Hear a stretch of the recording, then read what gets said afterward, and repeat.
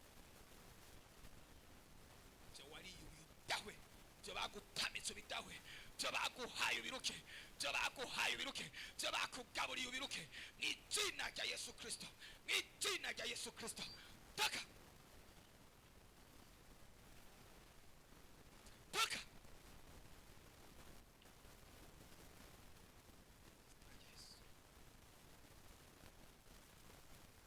Toka, toka, toka. Koma karuru k'intsinzi, ako karuru ntigakwiye. Koma karuru k'intsinzi.